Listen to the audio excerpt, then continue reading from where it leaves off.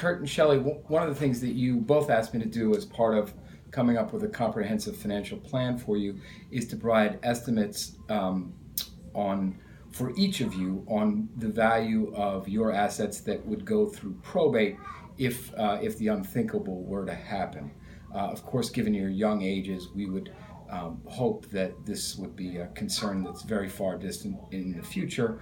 But I'm very happy that you've raised this issue of probate and estate planning because it's really crucial to ensuring your financial security as a family. So I'm happy to answer the question about the value of each of your probate estates, but I also want to raise some broader points about estate planning. And I guess I'll start with the point that many people like to avoid probate court because there can be delays and it can be costly. So one of the easiest ways to do that is to list property as joint tenants with rights of survivorship. And you've actually done this already with your home and with your bars, so that Kurt had owned solely. So I think that's really good news and prudent planning on your part. And the reason I say that is when you have assets titled as joint tenants with rights of survivorship, it passes, if one owner were to die, the property passes automatically, immediately, and fully to the other joint owner. So that's true of your house and Uncle Jay's Bar and Grill. So you wouldn't have to worry. If one of you passes away, you wouldn't have to worry about probate court there. God forbid both of you were to pass away, then it would be your will that would determine how that property was distributed in probate court, which is going to get to a larger point that I'm going to make, which is the real need for both of you to have an updated estate plan, and I'd like you to work on that with a qualified estate planning attorney when we're done here. But to get to your question, and I have the info, I'm just going to call the information up in front of me here. To get to your question about each individual's probate estate, this would apply to any assets that you have that are solely in your name.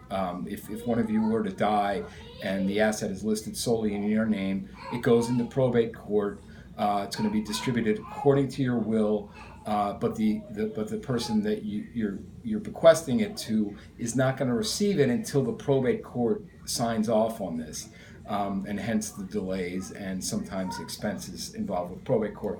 So for Kurt, the sole assets that would constitute your individual probate estate are your Roth IRA, which is $27,942, your sports memorabilia, which is $6,600, your baseball card collection, which is $2,400, and that gives us total probate assets, Kurt, for you of $36,942. Shelley, your individual probate estate would constitute the inherited Roth IRA, which is $100,000, your Section 403B plan, which is $31,331, the rental property of $84,000, jewelry of $8,000, and that's a total of $223,331. So that's for each of you, for your each individual probate estates. There's some other points that I want to cover. One has to do with life insurance. So I mentioned the joint tenants with rights of survivorship as a way to have property avoid the probate court and having to go through that process. Listing beneficiaries on your life insurance is another way to do that. And I see both of you have named the individual spouse as the primary beneficiary on your life insurance, and this is great, especially because you have young children. It becomes a little bit more complicated if, God forbid, both of you were to pass away. Oftentimes people will name their kids as the contingent, the sort of secondary beneficiary on their life insurance. And unfortunately, the downside to doing that is, at least when the children are minors, the insurance company can't turn the money over to them. So this brings me back to a point that I do really want to drive home. It's important that you work with a qualified estate planning attorney. I'm not an attorney, but I can just give you some guidance on this. It's important that you fully update your will, powers of attorney, and other documents.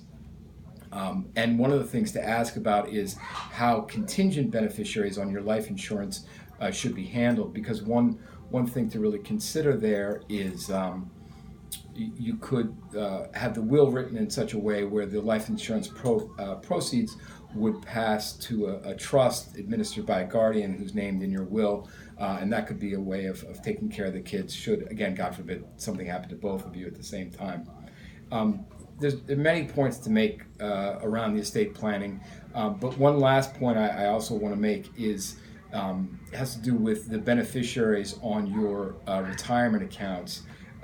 Kurt's Roth IRA and Shelley's 403B account. And people do often do this. I see, based on the information you've given me, you've named your estates as the beneficiaries for those accounts. And really, from a tax standpoint, this is not the most advantageous way to go.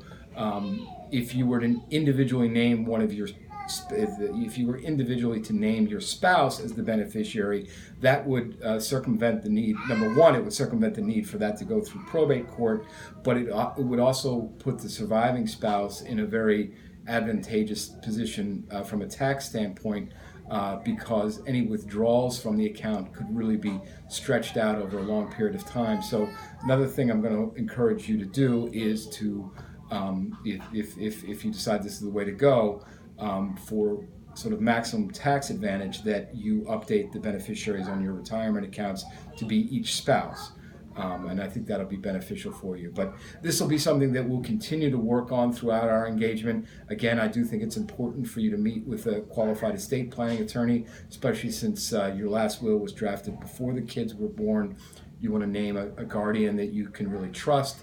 And I think this is an area that I can sort of provide some helpful information on, and other professionals can really help you get it set right, so you really feel confident in the family's security, and things are set up well for you.